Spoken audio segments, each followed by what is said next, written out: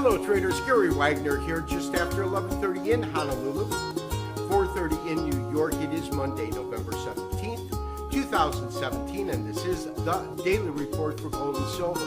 Strong downside moves in the precious metals markets with gold closing lower, off about $19.70 on the close, $1276.80. That's after reaching a low of $1274 and coming off of that low just a little bit. Silver hit the hardest of the two metals, off over 2.5%, losing 47 cents, closing at $16.90.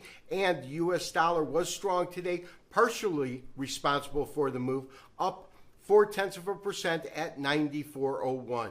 Traders, today's $20 downside move, in my opinion, certainly does not pass the smell test, in that I don't believe it was based on fundamental events or economic data that hit the market. Rather, it seems as though, again, we had a small group of traders or an individual trader moving the market in an extreme way by placing a large position or a large order in the market. In fact, in an article in MarketWatch, they quoted Mark O'Brien, he's the research director at Goldcore, said that gold futures worth about $2 billion, some 15,000 contracts, were dumped on the market in less than 2 minutes. The sharp decline is not warranted and suggests that one or two market participants wanted the price lower today.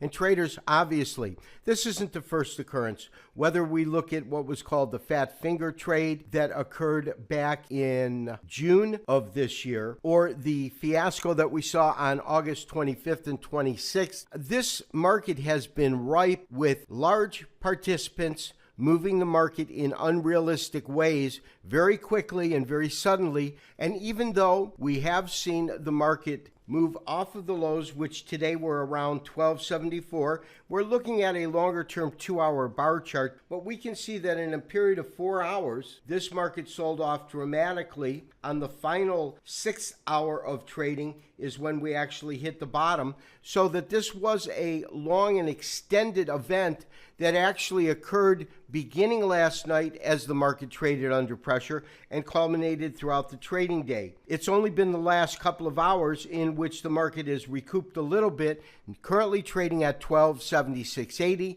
down $19.70. And traders, the net result has been that all of the gains witnessed on Friday as this market shot up and broke above the 50-day moving average were more than taken away with the market closing below Friday's open. And traders, we can clearly see that on this daily chart as market prices plunge below the 50-day moving average, although it's still remaining above the 200-day moving average. The fact that we have a shortened trading week with Thanksgiving holiday occurring in just a couple of days tells me that we might be in for more market gyrations and extreme moves. And traders, considering the gold pricing dropped about $20, losing about 1.5% on the day, that's dwarfed when we compare that to today's move in silver, a dynamic downside move, taking silver almost 50 cents lower, losing almost 2.7% on the day, closing below 17 at $16.90.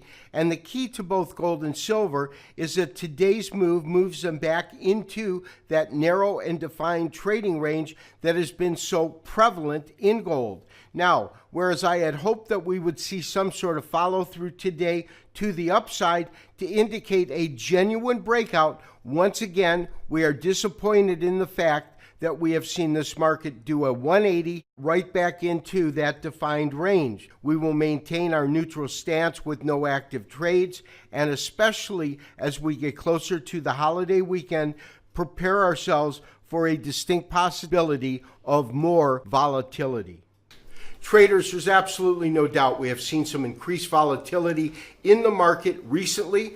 On our opening letter today, we spoke about a couple of occasions this year in which single trades have propelled the markets dramatically, $20 higher or $20 lower. Traders, I wouldn't be surprised if we see more volatility through the Thanksgiving holiday weekend. This has been Gary Wagner, wishing you as always good trading. We will talk to you tomorrow for another daily update and review. Bye-bye.